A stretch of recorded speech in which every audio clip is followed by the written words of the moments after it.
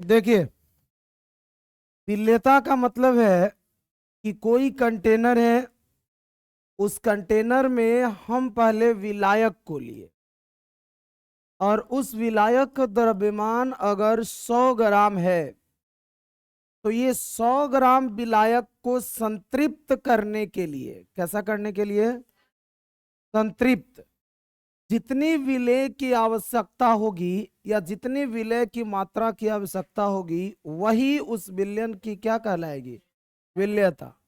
मतलब इसको आप क्या लिख सकते हैं कि कोई फिक्स टेम्परेचर दिए गए ताप, यानी ताप को आपको बढ़ाना नहीं है और न ही ताप को क्या करना है, घटाना है।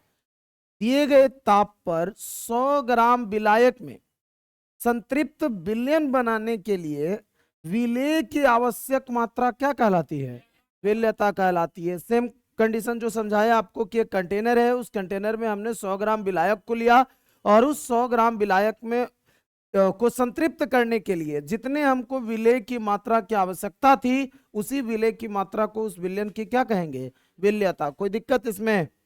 आगे देखिए, विलेयता जो है वो विलेय और विलायक, विलेय और कौन सा, विलायक की प्रकृति के साथ साथ ताप और किस पर, दाब पर भी निर्भर करता है। जैसे आप ऐसा नोटिस करते होंगे, मान लेते हैं कि ए एक विलेय है और बी भी एक विलेय है। ये कंटेनर हम ले रहे हैं, 2 कंटेनर हमने लिया, इसमें 200 ग्राम जल को भर दिया, इसमें भी हमने 200 ग्राम जल को भर दिया है। इसमें एक के डिसॉल्व होने की टेंडेंसी 50 ग्राम है और इसमें बी जो है वो 20 ग्राम ही डिसॉल्व हो पाता है। तो हम ऐसा कह सकते हैं कि बी कम घुलेगा, घुलता है और ये कहाँ कितना ज्यादा घुल जाता है, क्योंकि विलायक की मात्रा दोनों में क्या था, सेम था। इसमें कम घुल पाया और ये ज्यादा घुल रहा है, तो ए की विलेयता बी की अपेक्षा क्या है, अधिक है। बी की विलेयता कम है, ए की विलेयता अधिक है। यह समझ में आ रहा होगा। विलेयता मतलब किसी दूसरे में घुलने की क्षमता या कैपेसिटी। कोई दिक्कत? बोला विलेयता किस पर निर्भर करता है, तो विलेय और विलायक की प्रकृति के साथ साथ ताप और किस पर, ताप पर, ताप और किस पर, हालांकि इस पे डिपेंड ही करता है कि विलायक कौन है और साथ ही साथ विलेय कौन है। अब एक अलग से हम डेफिनेशन आपको लिख के दे दिए हैं संतृप्त विलयन का, क्योंकि पीछे विलेयता के डेफिनेशन में संतृप्त विलयन से संबंधित बातचीत था।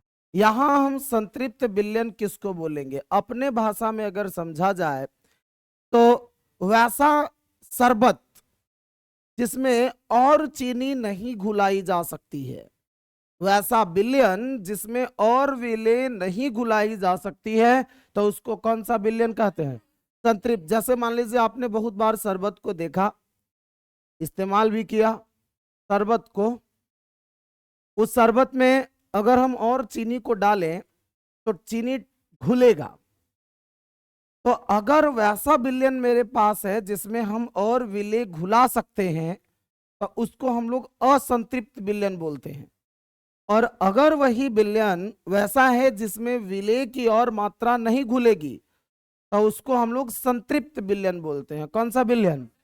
तो संतृप्त का मतलब समझ में आया, वैसे विलयन जिसमें किसी विशिष्ट ताप पर, विशिष्ट ताप को आप फिक्स या निश्चित ताप भी लिख सकते हैं, ताप पर और अधिक विलेय नहीं घोला जा सकता है। जितना घुला हुआ है उतना ठीक है, लेकिन और अगर आप चाहिएगा कि हम विलेय घुला ले बाहर से तो ऐसा संभव नहीं है। तो उस प्रकार के विलयन को कौन सा विलयन कहते हैं, संतृप्त विलयन। कौन सा विलयन कहेंगे, संतृप्त विलयन कहेंगे। कोई दिक्कत? आगे का हेडिंग है कि ठोस की द्रव में विलेयता, ये सब आप लोग को लिखवाया हुआ है। ठोस की द्रव में क्या, विलेयता। यहां समझ में आपको इतना जरूर आ रहा होगा कि द्रव विलायक के रूप में काम कर रहा है और विलेय के रूप में कौन काम कर रहा है, ठोस। फिर से सुनिए, ठोस की द्रव में विलेयता मतलब यहां विलायक के रूप में द्रव काम कर रहा है और विलेय जो है वो ठोस के रूप में काम कर रहा था। इसमें सबसे बढ़िया एग्जाम्पल तो हम लोग शरबत को ले सकते हैं, क्योंकि उसमें पानी में किसको मिलाते हैं, चीनी को मिलाते हैं। बोला इस प्रकार के विलयन में ठोस को विलय, जो बात समझाएं आपको वही चीज इसमें क्या है लिखा हुआ है। ठोस को हम क्या मान रहे हैं विलय, और द्रव को हम क्या मान रहे हैं विलायक। कोई दिक्कत? जिस विलयन में विलय की सांद्रता कम होती है उसको तनु विलयन, ये सब बात सिखाया हुआ है। जिसमें विलय की मात्रा कम हो उसको कौन सा तनु, और जिसमें अधिक हो उसको क्या, अपने भाषा में गाढ़ा सामान को किताब के भाषा में सांद्र कहते हैं, और पतला को हम लोग क्या कहते हैं तनु। पतला माने तनु। अब वही नहीं कि आदमी पतला रहेगा तो आप बोलिएगा कि तनु है। लिक्विड का बातचीत कर रहा है, कोई दिक्कत? पूरी खाने के बाद तनु हो जाता है। चलिए क्या हो जाता है वो सब घरे समझना। यहां बात क्या बोला कि प्रत्येक विलायक या प्रत्येक ठोस किसी दिए गए द्रव में घुलनशील नहीं होते हैं। प्रत्येक के जगह आप सभी भी समझ सकते हैं। जैसे हमने क्या कहना चाह रहा है कि ऐसा नहीं है कि किसी विलायक में सब ठोस डिसॉल्व हो जाएगा। आप किसी प्रकार का ठोस डालिए डिसॉल्व हो जाएगा, ऐसा संभव नहीं है। एक एग्जाम्पल से समझाने की कोशिश की गई है। जैसे सोडियम क्लोराइड, सोडियम क्लोराइड का फॉर्मूला NaCl आप लोग जानते होंगे, साधारण नमक भी बोलते हैं। तथा चीनी जल में घुलनशील है। नमक को भी चीनी में जल में घुलाइएगा घुल जाएगा, और चीनी को भी जल में घुलाइएगा तो घुल जाएगा। जबकि नैप्थलीन एवं एंथ्रासीन ये घुलनशील नहीं है। फिर से सुन लीजिए, आपके पास 4 ठोस लाया गया। एक ठोस आपके पास क्या था सोडियम क्लोराइड, दूसरा क्या है चीनी, तीसरा एंथ्रासीन, चौथा नैप्थलीन। तो यहां क्या बोल रहा है कि सोडियम क्लोराइड और चीनी दोनों जल में घुल जाएगा, लेकिन नैप्थलीन और एंथ्रासीन जल में नहीं घुलेगा। किसमें घुलने की बात कर रहा है? जल में। तो हम ये सोचते हैं कि लगता है कि नैप्थलीन और एंथ्रासीन किसी में घुलता ही नहीं है, लेकिन ऐसा नहीं है। इसी प्रकार नैप्थलीन तथा एंथ्रासीन ये बेंजीन में घुल जाते हैं, परंतु सोडियम क्लोराइड तथा चीनी बेंजीन में नहीं घुलते हैं। मतलब सुनिए, जल में घुलने के लिए तैयार है कौन कौन? एक है सोडियम क्लोराइड। कौन सा क्लोराइड? Sodium chloride. और दूसरा इसमें चीनी भी घुलने के लिए तैयार है।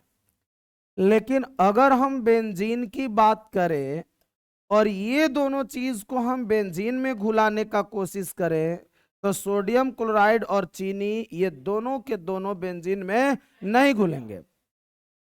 अगर यही सोडियम क्लोराइड और चीनी के जगह हम नैप्थलीन या एंथ्रासीन को लेते हैं, तब वो बेंजीन में घुल जाएगा और वो जल में नहीं घुलेगा। मतलब हम लोग ये बोल सकते हैं कि सभी प्रकार के विलय सभी प्रकार के विलायकों में घुल नहीं सकते हैं। कोई कोई में घुल सकता है तो कोई कोई में नहीं घुल सकता है। इस तरीके का हो सकता है। कोई दिक्कत इसमें समझने में?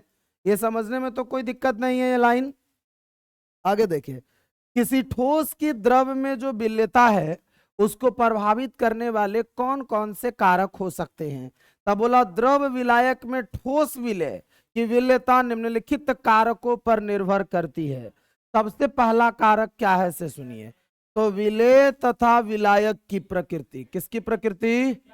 विलय तथा विलायक की प्रकृति। यही दो इंपॉर्टेंट सामान्य है विलयन का। एगो विलय और दूसरा क्या? एगो विलय और दूसरा बोला ऐसा कि किसी दिए गए विलय की, किसी दिए गए या किसी ठोस कोई ठोस विलय की द्रव कहाँ लिखल है जी? किसी ठोस विलय की, ठीक है, किसी ठोस विलय की द्रव विलायक में विलेयता की प्रागुप्ति गुणात्मक ढंग से कर सकते हैं। इसके लिए सबसे सर्वोत्तम एक नियम दिया गया है जिसको हम लोग बोलते हैं समान समान को घोलता है। अंग्रेजी में कहते हैं लाइक डिसॉल्व क्या? लाइक। समान समान को घोलता है, इसको हम लोग क्या बोलते हैं? Like dissolve like. कोई दिक्कत? लाइक डिसॉल्व लाइक का कॉन्सेप्ट क्या है उसको समझिए। इसका अर्थ है कि ध्रुवीय विलायक ध्रुवीय विलय में घुलेगा और अध्रुवीय विलायक किसको? अध्रुवीय विलय को। ध्यान से सुनिए, अगर रहा ध्रुवीय अगर विलेय रहा कैसा, ध्रुवीय अगर विलेय है तो ये डिसॉल्व होगा किस में, ध्रुवीय विलायक में, ध्रुवीय क्या, विलायक में।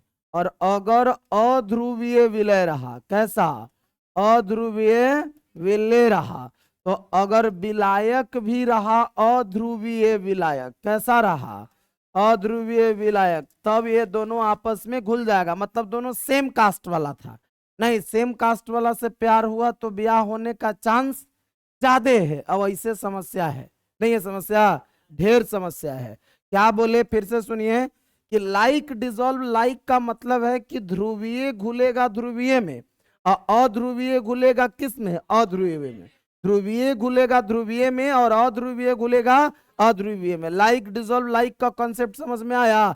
बोला कि यही कारण है कि सोडियम क्लोराइड जल में घुल जाता है, और जबकि किरासन तेल में यह सोडियम क्लोराइड घुलता, किरासन तेल को गांव में मट्टी का तेल बोलते थे, नहीं, उस मट्टी के तेल में आप चीनी को डिसॉल्व करने का कोशिश कीजिएगा या सोडियम क्लोराइड का, सोडियम क्लोराइड माने साधारण नमक, तो उस साधारण नमक को अगर आप डिसॉल्व करने का कोशिश कीजिएगा तो डिसॉल्व नहीं होगा। लेकिन अगर यही जल में डिसॉल्व करने का कोशिश कीजिएगा तो बहुत आसानी से डिसॉल्व हो जाएगा। जिसका कारण क्या है कि जल ध्रुवीय प्रकृति का है। कैसा प्रकृति का, आई सोडियम क्लोराइड चचा भी कौन प्रकृति के हैं, ध्रुवीय प्रकृति का। तो ध्रुवीय ध्रुवीय घुल न जाएगा जी, तो जल तो ध्रुवीय था, सोडियम क्लोराइड भी ध्रुवीय था, तो सेम कास्ट वाला मामला है। लेकिन किरासन तेल अध्रुवीय है। किरासन तेल कैसा है, तो अध्रुवीय में ध्रुवीय डिसॉल्व हो पाएगा नहीं। तो ये बात समझ में आया, लाइक डिसॉल्व लाइक का कॉन्सेप्ट कि द्रव और ठोस दोनों की प्रकृति पर निर्भर करता है उसकी विलयता। कोई दिक्कत इसमें। दूसरा पॉइंट में चालक ऊर्जा से संबंधित बात आपको पिछले दिन लिखवा दिया गया था। चालक ऊर्जा हम लोग किसको बोलते हैं, तो एक मोल क्रिस्टल, फिर वही बात, बेसिक अगर नहीं आएगा तो आपको दिक्कत होगी। देखिए, एक मोल क्रिस्टल, एक दर्जन जैसे समझते हैं ना, एक दर्जन इक्वल टू 12, वैसे एक मोल का कुछ डिजिट है। जैसे बोले थे 6.022 इंटू 10 के पावर 23, 9, कान अलग कर देंगे सुअर कहीं का। एक मोल क्रिस्टल को आयन में पृथक करने के लिए जो आवश्यक ऊर्जा है, उसी आवश्यक ऊर्जा को कौन सी ऊर्जा कहते हैं। एक बात याद रखिएगा, ये जो आवश्यक ऊर्जा है जालक ऊर्जा, यह उष्मा छेपी प्रक्रिया कराता है, सॉरी उष्मा शोषी प्रक्रिया। कौन सी प्रक्रिया, उष्मा शोषी प्रक्रिया। कौन सी प्रक्रिया कराता है वो, उष्मा शोषी। कोई दिक्कत इसमें। आगे बोला जल योजन ऊर्जा, कौन सी ऊर्जा, जल योजन ऊर्जा। तो जल योजन ऊर्जा हम किसको कहेंगे, किसी क्रिस्टल से पृथक आयनों के जलयोजित होने पर जितनी ऊर्जा मुक्त होती है उस ऊर्जा को हम कौन सी ऊर्जा कहेंगे, जल योजन ऊर्जा। देखिए, बेसिक जो कंटेंट है वो आपको ध्यान रखना चाहिए, जो बेसिक बातें हैं। जैसे मान लीजिए आपसे कोई पूछ दे इलेक्ट्रॉन पर कितना चार्ज है, तब गड़बड़ा जाओ। अब तुमसे पूछेगा एक मोल इक्वल टू क्या है, तब तो नाम याद करने के जैसा है जी। जैसे तुम्हारा नाम, अब नाम हम एग्जाम देने जाएंगे तो भुला जाएंगे। जैसे नाम गलत बताए इसका मतलब है कि झोल है इसके साथ कुछ न कुछ। चलो देखा जाए। बोला किसी क्रिस्टल से पृथक आयनों के जलयोजित होने पर उत्सर्जित ऊर्जा को कौन सी ऊर्जा कहते हैं, जल योजन ऊर्जा। और ये जो है वह उष्मा छेपी प्रक्रिया है। कैसी प्रक्रिया है, उष्मा छेपी। सुन लीजिए, देखो ना यहां, उष्मा शोषी माने का, उष्मा चाहिए उसको, और उष्मा छेपी प्रक्रिया माने का, उष्मा निकल रहा हो। यहां क्या कहा, बोला कि एक मोल क्रिस्टल को आयन में बदलने के लिए जितनी ऊर्जा की जरूरत होती है, तो उस जरूरत वाले ऊर्जा को कौन ऊर्जा कहते हैं। सही, तो हम लोग बिहारी डायरेक्ट भी बोल सकते हैं कि जालक ऊर्जा आवश्यक ऊर्जा ना है जी, रिक्वायरमेंट वाला एनर्जी है। तो इस रिक्वायरमेंट वाला एनर्जी को, एनर्जी अगर कहीं लग रहा है तो उसको हम लोग कौन सी प्रक्रिया कहेंगे, उष्मा शोषी। उष्मा का जरूरत पड़ रहा है, अब अगर निकाल रहा है तो उष्मा क्या, छेपी। तो जल योजन ऊर्जा निकालने वाला है और जालक ऊर्जा चाहिए वाला था। आवश्यक ऊर्जा तो उष्मा शोषी प्रोसीजर में, और निकालने वाला तो उष्मा छेपी प्रोसीजर में। कोई दिक्कत? बोला यदि जालक ऊर्जा ज्यादा हो जलयोजन ऊर्जा से, यदि जालक ऊर्जा ज्यादा हो कौन ऊर्जा से? जलयोजन ऊर्जा से। माने सुनिए, रिक्वायरमेंट ज्यादा हो और निकाल कम रहा है, तब बिहारी तो ऐसा सोचता है पैसा ज्यादा लगे लिया और निकल इससे कम रहा है। जैसे मान लो दो भाई है, एगो भाई को पढ़ाने में ढेर पैसा लग गया, एगो को पढ़ाने में कम पैसा लगा, जरा ज्यादा पैसा लगा है और निकाल के कम दे रहा है, मतलब समझ रहे हो ना, उसको कम पैसा का नौकरी लगा। मान लो ना, इसे एग्जाम्पल लेते हैं कि किसी को पढ़ाने में 10 लाख खर्च हुआ। मान लीजिए ये जो भाई था उसको पढ़ाने में कितना खर्च हुआ? आवश्यक पैसा कितना है? 10 लाख। और कमा के दे रहा है मात्र एक साल में 2 लाख। कितना दे रहा है? एक साल में 2 लाख। एगो जो बी था उसमें खर्च हुआ मात्र 2 लाख, एक साल में 10 लाख कमा के दे रहा है। ज्यादा पेरेंट्स किसको मानेगा? जो ज्यादा दे रहा है। तो सेम सिचुएशन यहाँ देखो ना, जेकर जलयोजन ऊर्जा ज्यादा वो बिलाय मतलब घुलने वाला होगा, और जिसका जलयोजन ऊर्जा कम वो घुलने वाला। परिवार के साथ घुल मिल कर रह सकता है जी बेचारा, और अब बात बात पर ताना देगा, बाथरूम में गए है तो कहेगा निकल, पैसा 10 लाख लगा दिया मात्र 2 लाख देता है एक साल में। तोरा से तो बढ़िया दूसर का है कि जो 2 लाख खर्च करे कितना देता है? 10 देता है, बल्कि चोरिये से दे। चलो देखो, यदि जालक ऊर्जा क्या ज्यादा, किससे? जलयोजन ऊर्जा से, तो यह मामला अविलय है, परिवार के साथ बेचारा घुल मिल नहीं सकता है।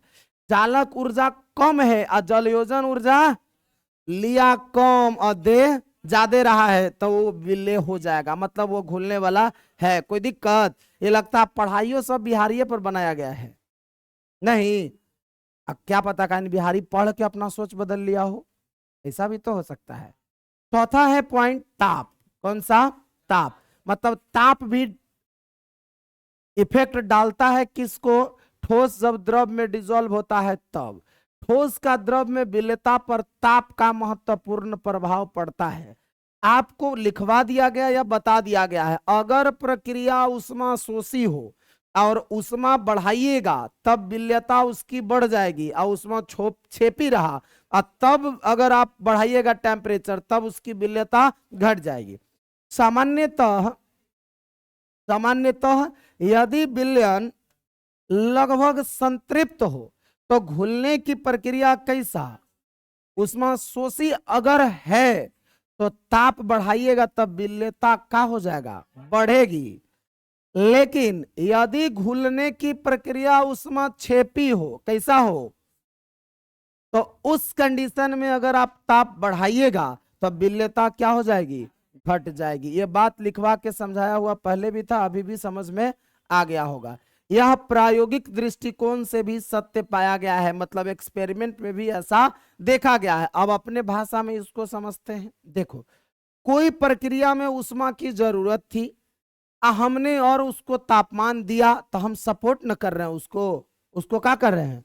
सपोर्ट कर रहे हैं, तो ज्यादा प्रोसेस होगा कि चलो भाई को सपोर्ट करे वाला आदमी मिला, वो पहले ही से उष्मा निकाल रहा था, हम लोग और उसको उष्मा दे रहे हैं, तो दिक्कत न महसूस होगा जी। वो तो कहेगा हमारा पास ऐसे ही इसका किसी के यहाँ बैर ढेर मानी है, तू ओकरा यहाँ लेके गया बैर, तो लेकिन कहेगा ये फुफवा ठीक नहीं हो, ये तो बैर हमारा इतना नहीं है, तो यो उहे लेके आया, मिठाई लेके आना चाहिए था, मतलब अलग न चाहिए उसको।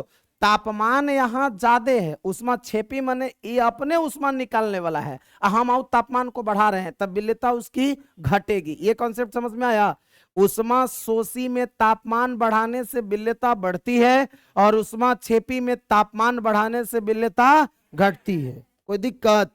अगर दिक्कत नहीं है तो आगे बढ़ते। दाब का प्रभाव। किसका प्रभाव? बाबा का कॉन्सेप्ट आ गया नहीं? दाब का क्या प्रभाव? Effect of pressure. तो देखो, न ठोस संपीड्य है और न द्रव संपीड्य है, तो दोनों में कोई संपीड्य तो नहीं है, तो दाब का कोई प्रभाव यहाँ नहीं पड़ेगा। ठोस का द्रव में विलेयता पर दाब का कोई सार्थक प्रभाव देखने को नहीं मिलता है। इसका कारण यह है कि ठोस और द्रव्य दोनों क्या हैं? असंपीड्य हैं। ठोस और द्रव्य दोनों क्या हैं? असंपीड्य हैं। कोई दिक्कत? नहीं दिक्कत? चलिए आगे है गैस का द्रव्य में विलेयता। किसका द्रव्य में विलेयता? गैस का। गैस का द्रव्य में विलेयता। दबाना है ना तो दब होने जा रहा है। नहीं देखो, नहीं ऊपर भी नहीं जाएगा, जाएगा ही नहीं, अबे नहीं है। चलो देखो, छोड़ो। बोला गैस की द्रव्य में क्या? विलेयता। तो गैस की द्रव्य में अगर विलेयता बोलेंगे तो अधिकांश गैस जल तथा अन्य विलायक में, जैसे एल्कोहल, बेंजीन, इन सब में विलय होती है। अधिकांशतः जो गैस है ना, वो अधिकांशतः गैस किसमें? जल में या अन्य विलायकों में आसानी से डिजोल्व हो जाते हैं। ऑक्सीजन जल में अल्प मात्रा में विलय है। ऑक्सीजन जो है वो जल में कैसे विलय है? अल्प मात्रा में, माने कम संख्या में उपस्थित है। कम संख्या में उपस्थित बोल दिए, विलेय है, कम घुल पाएगा। यह ऑक्सीजन सभी जलीय जीव को जीवन प्रदान करता है, ये एक्स्ट्रा बात था। जबकि हाइड्रोजन क्लोराइड का अगर बात करें, ये आपका परिचय वाला कंपाउंड है। हाइड्रोजन क्लोराइड को हम फॉर्मूला के रूप में क्या लिखते हैं? इसको हाइड्रोक्लोरिक अम्ल भी बोलते हैं। ये हम लोग के पेटवा में रहता है। तो ये हाइड्रोक्लोरिक अम्ल जल में अधिक विलेय है और ये ऑक्सीजन जो है वो जल में अल्प विलेय है। ये दोनों गैसीय स्टेट में रहते हैं, ऑक्सीजन भी और कौन सा? हाइड्रोजन क्लोराइड भी। ये बात आपको ठोस में क्लियर करा दिया गया है कि सब की विलेयता अलग अलग होती है। वो डिपेंड करता है कि किस विलायक में डिजोल्व करा रहे हैं और किस प्रकार के विलेय को हम डिजोल्व करा रहे हैं। यहाँ गैस के साथ भी वही कंडीशन है, सभी गैस की विलेयता समान नहीं है। आपको एक एग्जाम्पल से यही बात दिखाने की कोशिश की जा रही है कि सभी गैसों की विलेयता सेम प्रकार के विलायक में समान नहीं है। जैसे जल की अगर बात करें तो ऑक्सीजन जल में कम घुलता है, लेकिन हाइड्रोजन क्लोराइड जल में ज्यादा घुलता है। कोई दिक्कत इसमें? जो बात बोले वो समझ में आ रहा है? सबसे पहले तो आपको यही समझना था, गैस की द्रव्य में विलेयता मतलब विलायक के रूप में कौन है? द्रव, और विलेय के रूप में कौन है? गैस। किसी विलायक में गैसों की विलेयता अवशोषण गुणांक के रूप में प्रदर्शित की जाती है। कौन सा गुणांक के रूप में? अवशोषण गुणांक के। तो अभी सवाल मन में उत्पन्न होगा कि अवशोषण गुणांक किसको कहते हैं? तो प्रायोगिक ताप। प्रायोगिक ताप मतलब जिस ताप पर आपने एक्सपेरिमेंट शुरू किया या कर रहे हो, तथा एक वायुमंडलीय दाब, प्रेशर कितनी होनी चाहिए? 1 एटीएम के बराबर। कितने? 1 एटीएम के। एटीएम हो वाला नहीं, ऑटोमेटिक टेलर मशीन वाला। एक वायुमंडलीय दाब पर किसी विलायक के प्रति इकाई आयतन में उपस्थित गैस की मात्रा क्या कहलाती है? अवशोषण गुणांक कहलाती है। अगर डेफिनेशन आए तो डेफिनेशन को याद कर लेना है, बाकी इसमें ज्यादा दिमाग लगाने की आवश्यकता नहीं है ना जी। ISU एग्जाम में ज्यादा न्यूमेरिकल रहता नहीं है, तब कामे भर पढ़ा जाए। गैस की विलेयता को प्रभावित करने वाले कौन कौन से कारक हैं? इस पर भी तो कोई ना कोई इफेक्ट डालता होगा। तो सबसे पहले बोला गैस तथा विलायक की प्रकृति। किसकी प्रकृति? गैस तथा विलायक की प्रकृति। किसकी प्रकृति? गैस तथा विलायक की प्रकृति। अब देखो, आसानी से जो गैस द्रवीभूत हो जाते हैं, वह गैस जो आसानी से द्रव के रूप में परिवर्तित हो जाते हैं, वो जल में अधिक घुलनशील होते हैं। बहुत इंपॉर्टेंट बात है। क्या बोला? कि वे गैस जो आसानी से द्रवीभूत हो जाते हैं, आसानी से क्या हो जाते हैं? द्रवीभूत मतलब जो आसानी से द्रव के रूप में बदल जाते हैं, द्रव के रूप में आसानी से जिसको चेंज किया जा सकता है, वे गैस जल में आसानी से घुल जाते हैं या जल में अधिक घुलनशील होते हैं। ध्रुवीय गैसें जल में अधिक विलय होते हैं, जबकि अध्रुवीय विलायकों में कम विलय होते हैं। कोई दिक्कत? की दिक्कत? देखो, बोला क्या? ध्रुवीय गैस से जल में ज्यादा घुलेगा, लेकिन अगर वही ध्रुवीय गैस को अध्रुवीय विलायक में डिजोल्व करना है, तब फिर वही कॉन्सेप्ट, लाइक डिजोल्व लाइक, समान समान को घोलता है। एगो ध्रुवीय और दूसर का भी का ध्रुवीय, तो आसानी से घुल जाएगा। लेकिन एगो ध्रुवीय और दूसर का अध्रुवीय, तब घुलने के लिए तैयार, ज्यादा बरियरी कीजिएगा तब घुलेगा, लेकिन तनी मनी गड़बड़ा जाएगा। नहीं, समान कास्ट वाला से प्यार था तो ब्याह करने में कोई दिक्कत अब अगर अपोजिट वाला से हो गया तो बाल बच्चा को कौन सी कहेगा, पता है ना। चलो ये बताने की जरूरत नहीं है, आगे देखिए। ताप का प्रभाव, किसका प्रभाव, ताप का प्रभाव। तो देखो इधर टेम्परेचर क्या इफेक्ट डालेगा, एगो बात सुनो ना। ताप, जैसी गैस को गर्म कीजिएगा तो छटपटा के उन्हें भागने का कोशिश करेगा, पार्टिकल उसका कहाँ जाना चाहेगा, दूर दूर होना चाहेगा। तो एगो बात सोचिए, जितने गैस फैलेगा उतने उसकी विलेयता घटेगी, जितना गैस फैलेगा उतने उसकी विलेयता। इसीलिए तो पहले ही बोला कि जो गैस आसानी से द्रवीभूत हो जाते हैं, आसानी से उसके पार्टिकल नजदीक नजदीक आ जाते हैं, तो वो जल में आसानी से घुल जाते हैं या उसकी विलेयता जो है अधिक होती है। बोला ऐसे घुलने की प्रक्रिया में गैसों के आयतन में संकुचन होता है।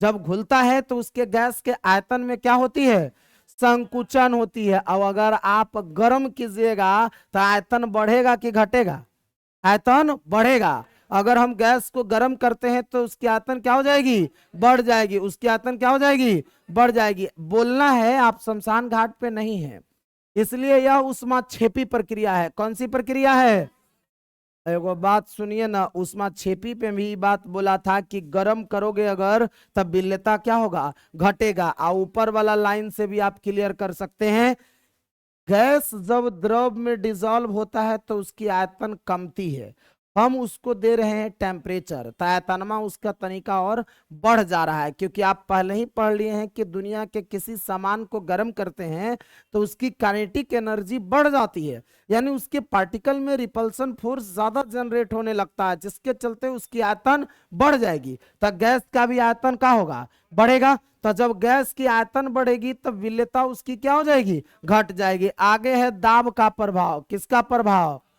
तो देखो बाबू, वहां तो द्रव को दबाने से कुछ हो नहीं रहा था, ठोस को दबाने से कुछ नहीं हो रहा था, लेकिन गैस को दबाने से बहुत कुछ हो रहा है। नहीं, गैस को दबा, क्योंकि ये संपीड्य है ना जी, तब बोला किसी विशिष्ट द्रव में किसी गैस की विलेयता दाब बढ़ाने पर बढ़ती है। इसको आसानी से समझ सकते हो। देखो, आयतन जिस गैस का कम, वो विलेय ज्यादा, मतलब ज्यादा डिजोल्व होगा। तो आप तापमान को बढ़ा दिए थे, तो तापमान बढ़ाने से आयतनमा उसका बढ़ गया था, जिसके चलते उसकी विलेयता घट गई।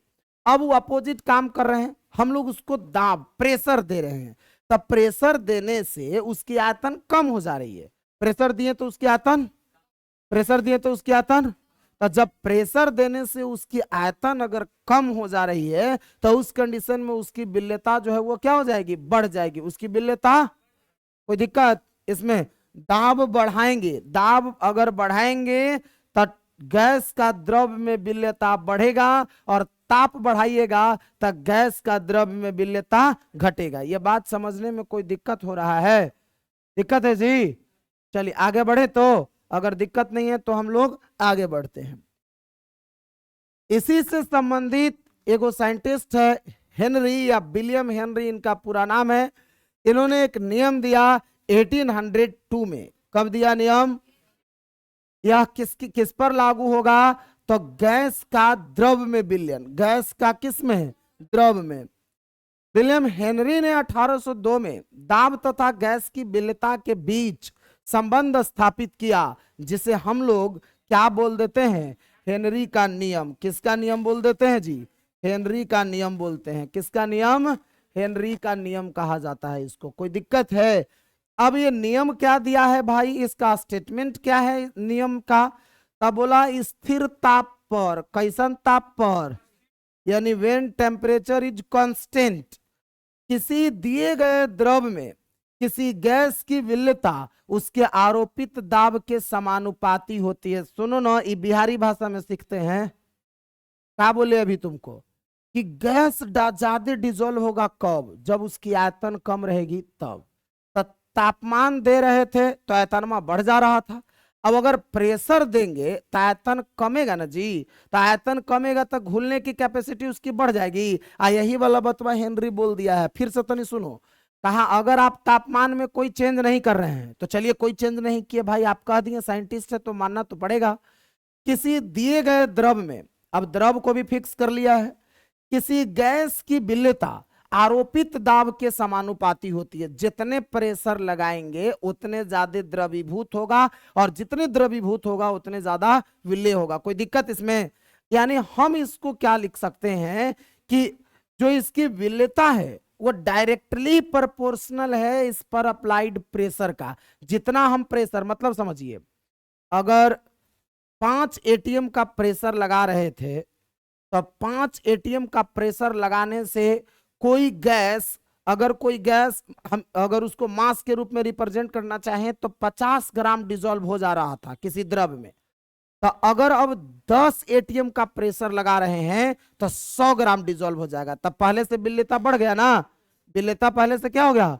कब? जब प्रेशर ज्यादा अप्लाई किए तब प्रेशर बढ़ाएंगे तब विलेयता भी बढ़ेगा, प्रेशर घटाएंगे विलेयता भी घटेगा। ये हम नहीं बोले, कौन बोला? हेनरी बोला। कौन बोला? कब बोला? 1802 में। कब बोला?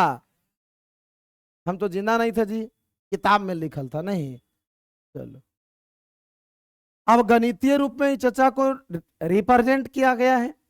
ये जो एस देख रहे हैं कैपिटल ब्रैकेट में, ये विलेयता को सूचित करता है। किसको? अच्छा चलो ना, नीचे लिखा हुआ भी है, ये गैस की क्या है? विलेयता है। ये बात तो अपने मनहू हम लोग बोल सकते थे कि विलेयता डायरेक्टली प्रोपोर्शनल टू आरोपित दाब।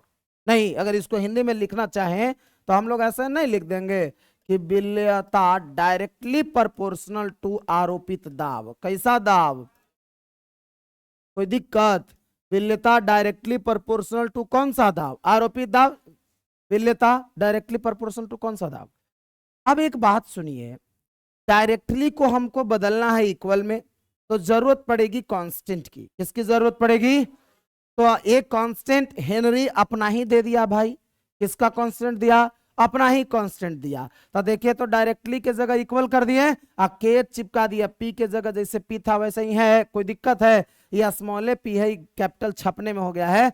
जहां S capital bracket S gas की विलेयता है, के एच हेनरी नियतांक है, और पी गैस का कौन सा दाब है? आंशिक दाब। कौन सा दाब? समझने में कोई दिक्कत है? समझने में दिक्कत है तो बोल सकते हैं हेनरी का नियम ये समझ में आया कि इसमें कोई दिक्कत? हेनरी ने क्या कहा कि किसी गैस का दिए गए द्रव में विलेयता उस पर आरोपित दाब के क्या होगी? समान अनुपाती होगी। कब नियम दिया था हेनरी? 1802 में। कब दिया? यदि गैस की विलेयता को इसके मूल प्रभाज के रूप में प्रदर्शित करे, यदि गैस की विलेयता को किसके रूप में बोला? मोल प्रभाज को अंग्रेजी में मोल फ्रैक्शन बोलते हैं, और इसका एक और नाम है जिसको हम लोग मोल अंश के नाम से जानते हैं। कौन सा अंश? कौन सा अंश? तो यदि गैस की विलेयता को मोल प्रभाज के रूप में प्रदर्शित करते हैं तो किसी बिलियन में गैस का आंशिक दाब बिलियन में गैस के मोल प्रभाज के क्या होगी? समान अनुपाती होगी। अतः P जो है वो डायरेक्टली प्रोपोर्शनल क्या होगा? P जो है वो डायरेक्टली प्रोपोर्शनल क्या? ये जीटा है। क्या है? मोल अंश फलन है जी। तो इसको x के जगह क्या समझते हैं? जीटा। क्या समझेंगे इसको? करित रहो, यह पढ़ाई है जीटा पीठा। जहां P इक्वल टू गैस का कौन सा दाब, x माने गैस का कौन प्रभाज। अब देखो तो P जो है वो डायरेक्टली प्रोपोर्शनल टू x था। देखो ना, इस कॉन्सेप्ट के हिसाब से आप सोचिए, P लिखा हुआ भी है, P डायरेक्टली प्रोपोर्शनल टू क्या? थीटा। अब आप डायरेक्टली को इक्वल में बदलिएगा तो कांस्टेंट चाहिए। हेनरी कहा कि जब कांस्टेंट की बात आए तो हमारा अपन कांस्टेंट चिपका, दूसरे का क्या चिपकाएगा जी? जब बात आए किसका? कांस्टेंट का, तो चिपकाएगा किसका? अपना। तब P इक्वल टू के एच क्या? x। P इक्वल टू के एच क्या? x। कोनो दिक्कत? x नहीं, जीटा उसको पढ़ते हैं। क्या पढ़ते हैं? तो के एच है बाबू, जहां के एच हेनरी नियतांक है। जहां के एच क्या है? हेनरी नियतांक है। अलग अलग विलायक के लिए हेनरी नियतांक का वैल्यू अलग अलग होता है। जब आप न्यूमेरिकल बनाइएगा तो आपको ये दिया हुआ मिल जाएगा। आगे है द्रव द्रव विलयन। कौन सा विलयन? कौन सा विलयन है बाबू? द्रव द्रव विलयन।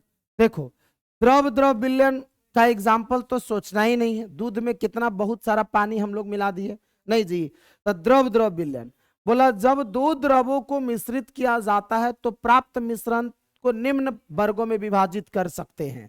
पहला, द्रव जो परस्पर अमिश्रणीय है, कैसा है? जैसे मिला लो ना, तुम जल को मिला लो तेल में, घुलता है जी, तो अमिश्रणीय है। तब फिर वही अलग अलग कास्ट वाला है। देखो ना, जल ध्रुवीय था, जल कैसा था? ध्रुवीय। लेकिन बेंजीन कैसा है? तो दोनों डिजोल्व होगा जी। तब बोला इसमें एक ध्रुवीय तथा दूसरा क्या? तो ये परस्पर अमिश्रणीय हो जाएगा। परस्पर कैसा हो जाएगा? मतलब ऐसे द्रव हैं जो परस्पर क्या है? अमिश्रणीय है। कैसा है? अमिश्रणीय है। कोई दिक्कत? ये दिक्कत है? दिक्कत रहे तो बोलिए।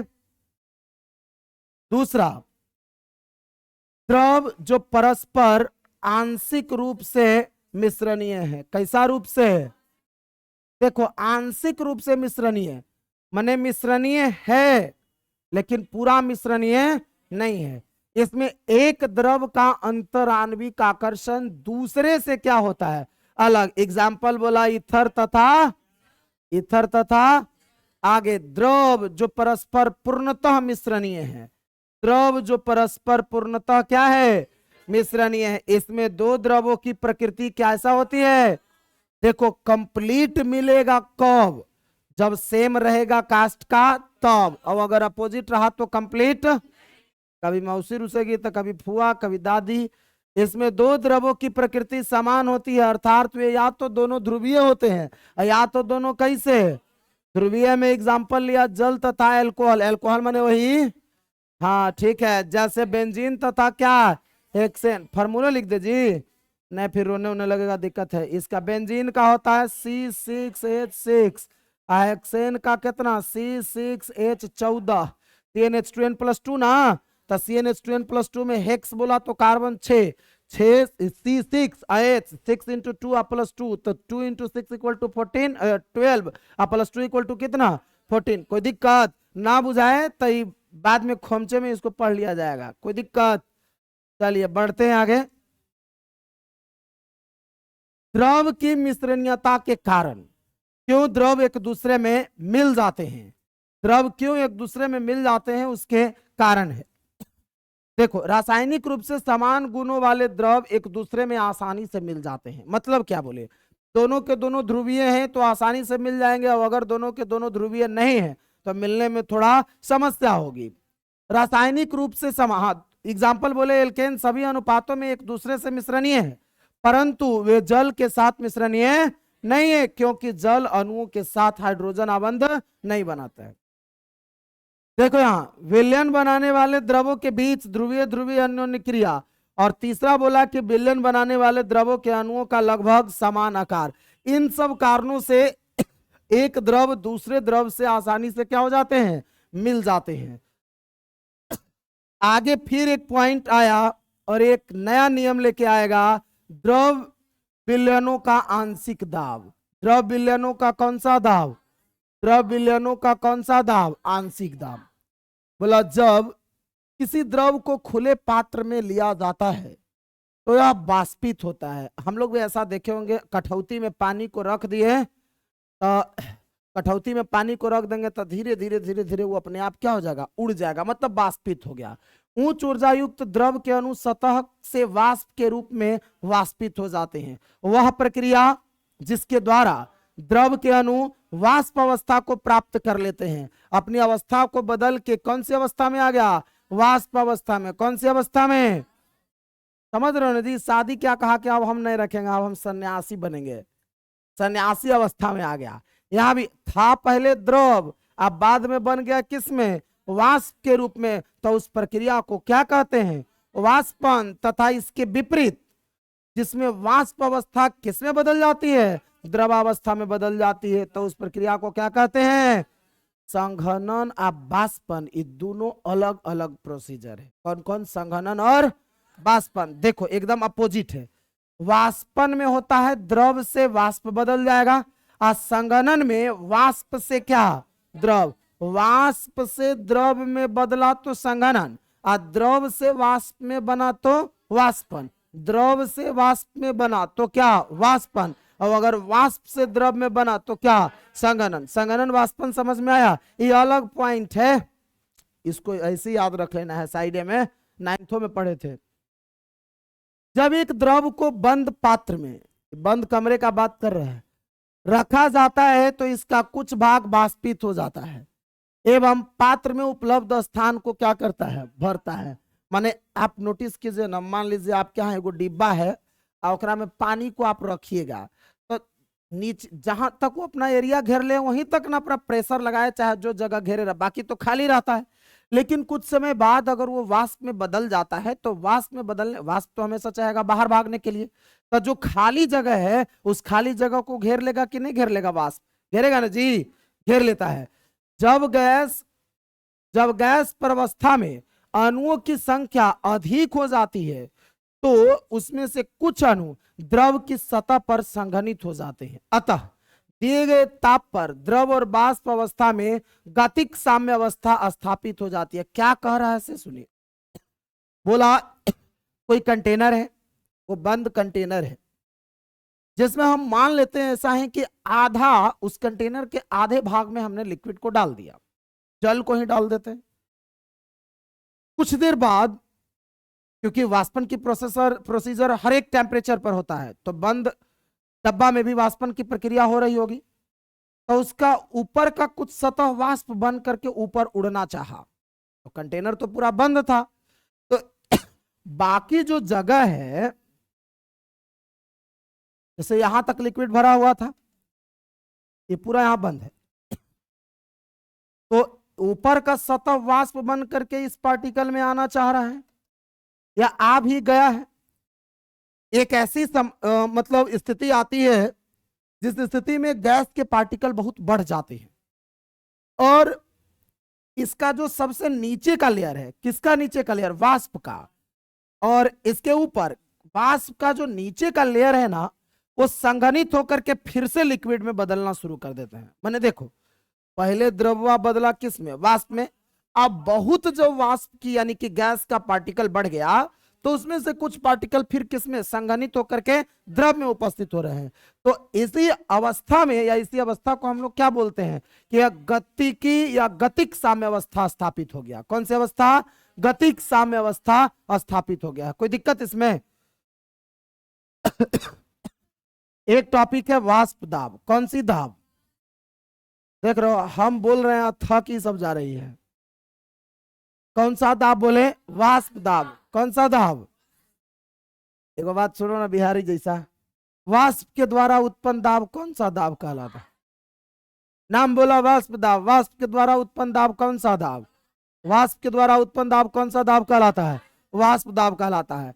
बोला निश्चित ताप पर वाष्प एवं द्रव के बीच साम्यावस्था में वाष्प द्वारा जो आरोपित दाब है उस आरोपित दाब को कौन सा दाब कहेंगे? कौन सा दाब, अपने भाषा में समझते हैं। वाष्प के द्वारा उत्पन्न दाब कौन सा दाब, किसी बंद कंटेनर में वाष्प के द्वारा उत्पन्न दाब कौन सी दाब कहलाती है? वाष्प दाब कहलाता है। कौन सा दाब? अच्छा एक बात अपने से पूछे साइड से, अगर दो कंटेनर आपके पास है, एक में आपने पेट्रोल को भर दिया और दूसरे में आपने जल को भरा, ये भी 200 मिलीलीटर हमने लिया था और ये भी 200 मिलीलीटर लिया, इसमें H2O है और इसमें पेट्रोल है, तो बताइए वाष्प दाब किस में ज्यादा होगा? पेट्रोल वाले में। क्यों? क्योंकि पेट्रोल आसानी से उड़ने वाला है, ये उड़नशील ज्यादा है, जो वाष्प के रूप में ज्यादा परिवर्तित होता है तो उसका दाब भी ज्यादा होगा, और जो दाब के या वाष्प के रूप में कम परिवर्तित होता है तो उसका दाब भी क्या होगा, कम होगा। जो बोले से समझ में आया कि इसमें कोई दिक्कत? चलो दिक्कत नहीं है तब तो आगे बढ़ा जाए, इसको मिटा देते हैं। हाँ नहीं तो नोट्स में उतारते समय यह सब उतार लेगा तो दिक्कत नहीं है जी, कहेगा पैसा सब दिए हैं आधे का है। आगे देखिए, द्रव के वाष्प दाब को प्रभावित करने वाले कारक, द्रव के कौन से दाब, वाष्प दाब को प्रभावित करने वाले क्या कारक, तो द्रव के वाष्प दाब को प्रभावित करने वाला कारक कौन कौन सा है? बोला द्रव की प्रकृति। किसकी प्रकृति? द्रव की प्रकृति। उड़ानशील द्रव का वाष्प दाब, अभी न समझा, उड़नशील अगर उड़ने वाला है, आसानी से उड़ने वाला, तो उसकी वाष्प दाब क्या होगी? कोई दिक्कत? एक हम इन लोग ये सब नहीं हो समझेंगे तो काम चलेगा ना जी। चल बदल दे तो, चलिए बदल दिए। दूसरा बोले ताप, दूसरा बोले क्या? ताप।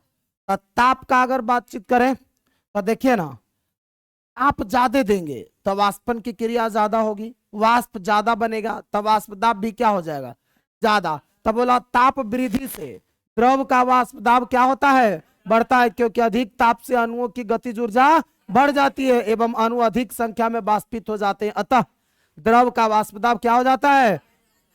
कोई दिक्कत?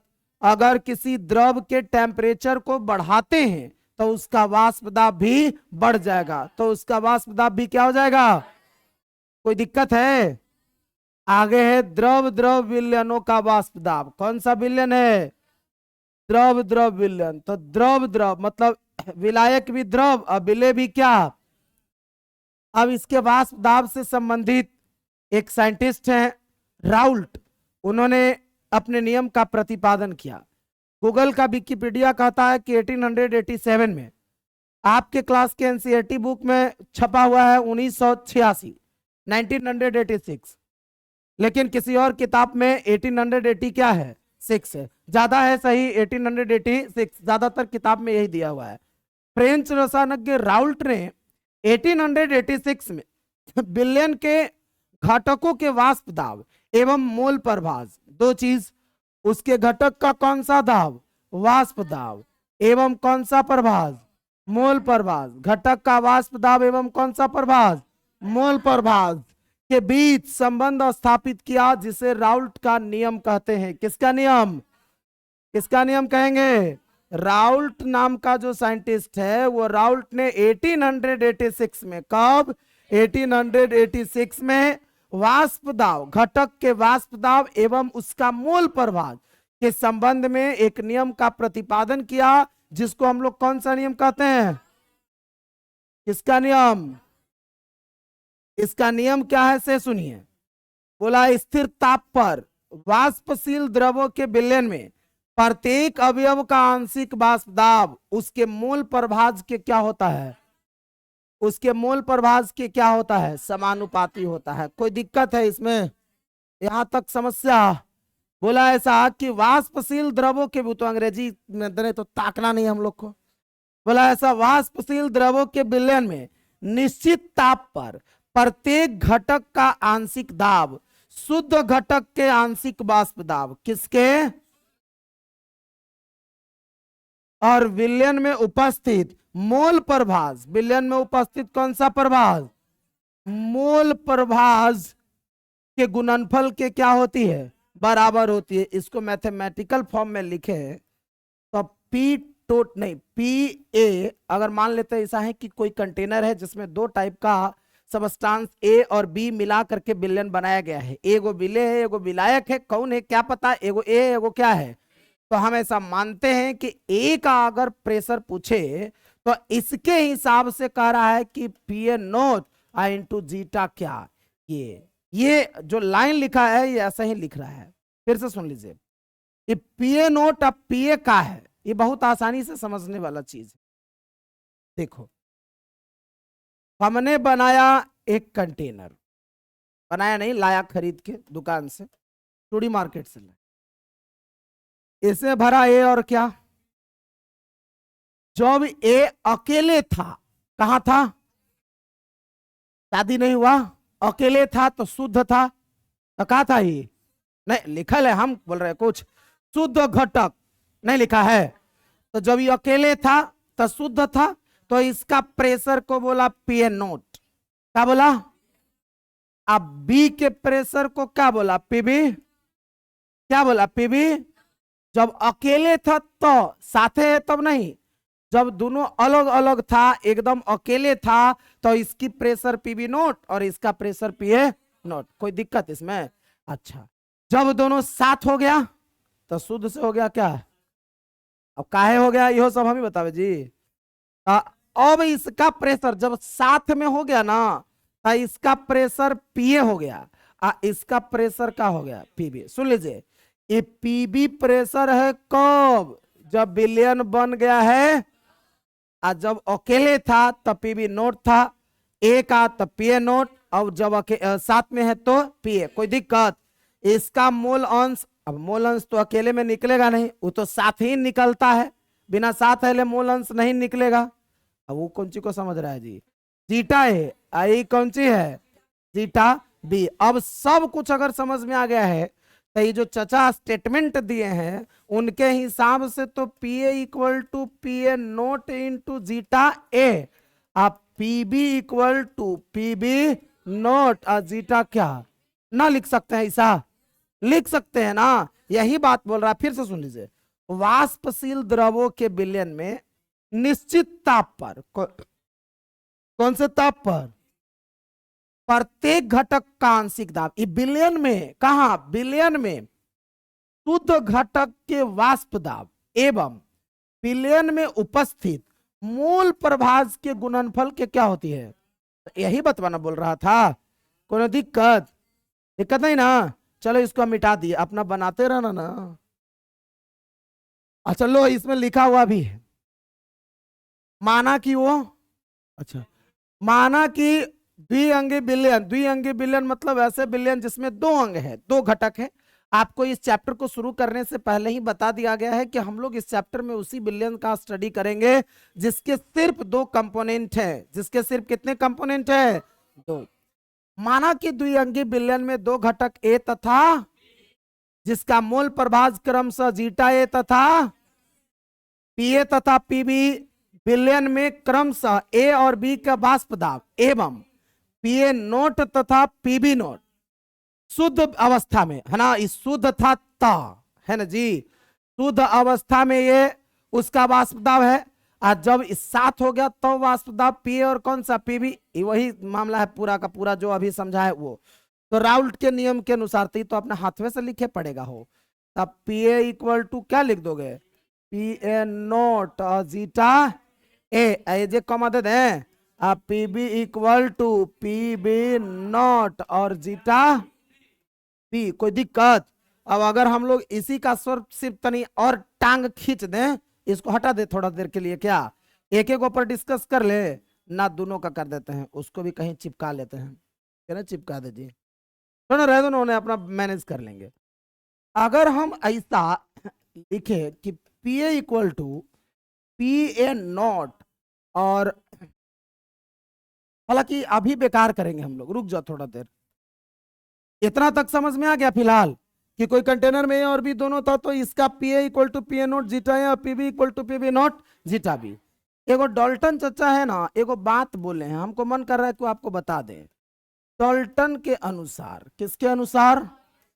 डॉल्टन कहते हैं ना कि कोई कंटेनर में अगर दो पार्टिकल है और उस पार्टिकल का या उस कंटेनर में उपस्थित पार्टिकल का कुल वाष्प दाब अगर आपको पता करना है, तो उन दोनों घटक जो उस कंटेनर में घटक उपस्थित थे जिससे विलयन बनाई गई थी, उसके वाष्प दाब को अगर जोड़ दीजिएगा ना, तो उससे निकल जाएगा पूरे कंटेनर में उपस्थित उस विलयन के वजह से वाष्प दाब। यानी कि अगर पी टोटल का बात करते हैं तब पी टोटल इक्वल टू हम लोग लिख दे सकते हैं कि पी ए प्लस क्या पीबी।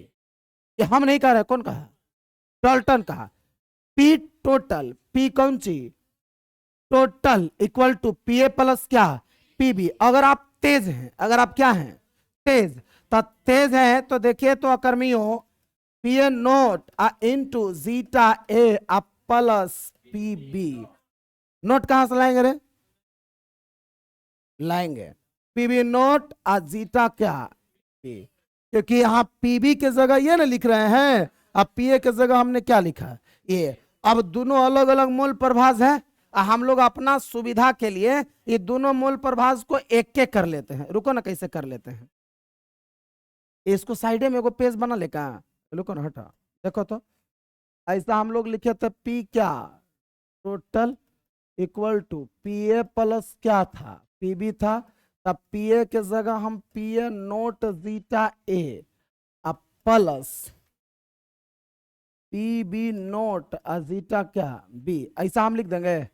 अगर हम लोग तेज हैं तो इसी को देखो तो P A naught zeta A plus P B naught into 1 minus zeta A कर दें, कहेगा ये कैसे हो गया?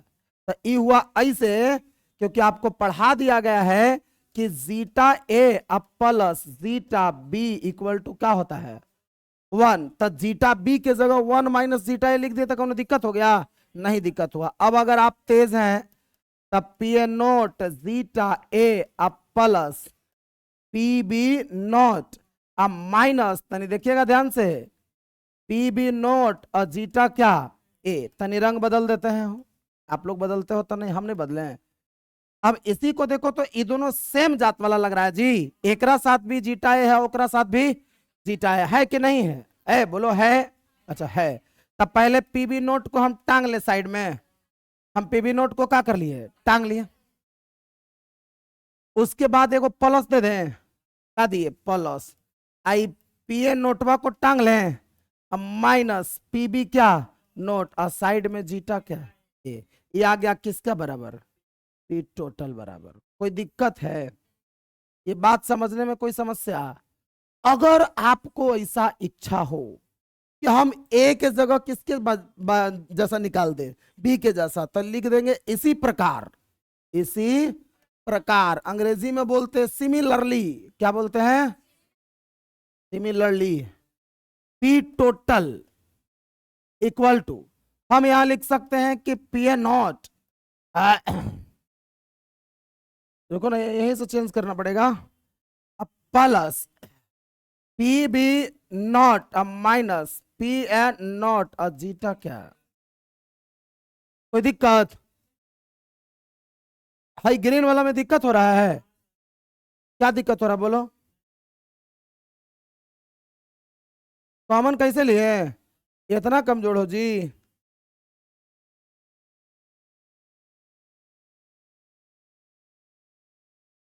हम अचरा ओढ़ेला तैयार है।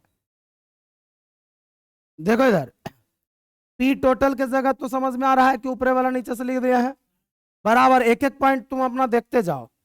हम पीबी नोट लिखे हैं तो पीबी नोट लिख दिए, कोई दिक्कत? ई वाला उठा के यहाँ लिख दिए हैं। अच्छा अब इसको एने ला रहे हैं तब प्लस लिख दें, कर आगे कुछ नहीं है। तो यहां से जीटा ए और जीटा ए दोनों में से कॉमन ले लेंगे। हम कॉमनवा को आगे ना पीछे भी लिख सकते हैं ना, सुंदर दिखने के लिए। पहला सुंदर दिखने के लिए अब पी ए माइनस ये नोट था, अब पी बी क्या नोट लिख दें। यहां वाला यह उतार दिए और यहां वाला ये उतार दिए। इन दोनों के साथ जीटा ए था, समझ गए? ठीक, ऐसे ही पूछ लेना है, समझ गए? अब इसी के जैसा हम इसको लिख दिए। अगर नहीं इसमें भी कंफ्यूजन है, क्या है इसमें कंफ्यूजन?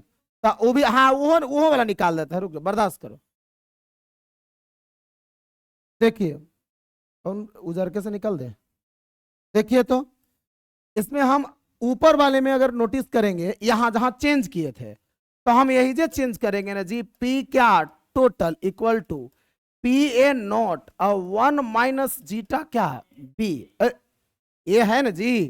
तो हम उसको बदल न दिए हैं, जीटा बी अब प्लस पी बी नॉट और जीटा क्या बी। कोई दिक्कत है? अब मल्टीप्लाई कर लेते हैं, तो इसको 1 से मल्टीप्लाई किया तब पी ए नॉट, अब माइनस पी ए नॉट और जीटा क्या बी, अब प्लस पी बी नॉट और जीटा क्या बी। कौन दिक्कत है? एकरा में तो आसान है, पी ए नोट के जगह हम पी ए नोट टांग लिए हैं, अब प्लस कर देते हैं। एकरा पहले लिखना पड़ेगा ना, क्योंकि प्लस वाला हम पहले लिखना चाह रहे हैं।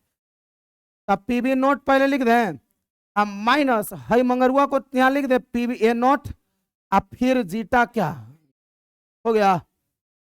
कोई दिक्कत? सेमे बतवा नहीं लिख दिए थे? बिहारी तरीका ऐसा समझ लेता है, नहीं रोडों पर देख के अपना बाल बच्चा का नाम सोच लेता है। क्या बिहारी है उतना तो टैलेंटेड है ये हम लोग। आगे बढ़ जाएं, बढ़े जी आगे। चलिए इधर भी हम लोग आगे बढ़ जाते हैं।